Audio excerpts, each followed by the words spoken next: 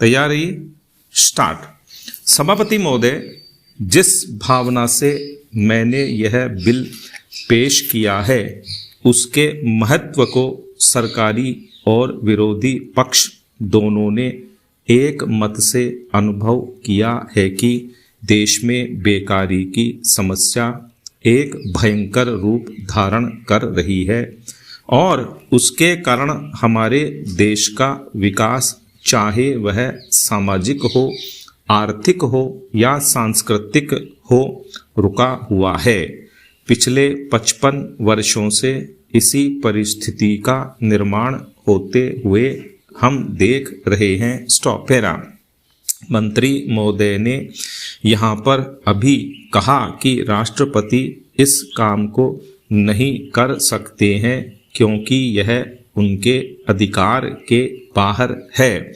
आप जब भी यह देखते हैं कि किसी राज्य में वहाँ की व्यवस्था, वहाँ का विकास ठीक नहीं हो रहा है तो उस राज्य में राष्ट्रपति का शासन लागू कर देते हैं। जब किसी राज्य में अराजकता फैल रही हो, विकास का काम समाप्त हो गया हो और वहाँ के नेता जिम्मेदारी से काम न करते हों तो वहाँ पर राज्यपाल का शासन लागू कर दिया जाता है। ऐसे अनेक उदाहरण हमारे देश में मौजूद हैं। इसी प्रकार हमारे राष्ट्रपति सबसे ऊंचे अधिकारी हैं और अगर देश में इस तरह की स्थिति काफ़ी समय तक चलती रही तो राष्ट्रपति को आपातकालीन स्थिति में इस देश की सुरक्षा के लिए, इस देश की प्रगति के लिए सारी जिम्मेदारी अपने हाथ में ले लेने का अधिकार है। Stop para. हमारे भाइयों ने बहुत से उदाहरण दिए कि राज्यों में संयुक्त सरकारें नहीं चली लेकिन उसके पीछे राजनीतिक मामले थे।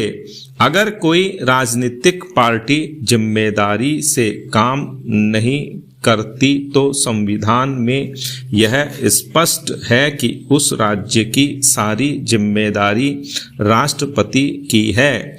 मैं आपको एक उदाहरण देना चाहता हूँ। स्टॉप।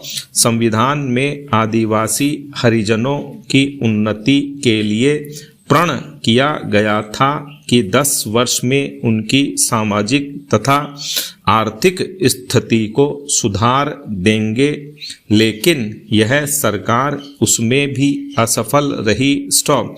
इस समय को 4 बार 10-10 साल के लिए बढ़ाया जा चुका है लेकिन फिर भी उनकी आर्थिक और सामाजिक उन्नति नहीं हो रही है। स्टॉप। इसमें यह सरकार बिल्कुल असफल रही है। स्टॉप।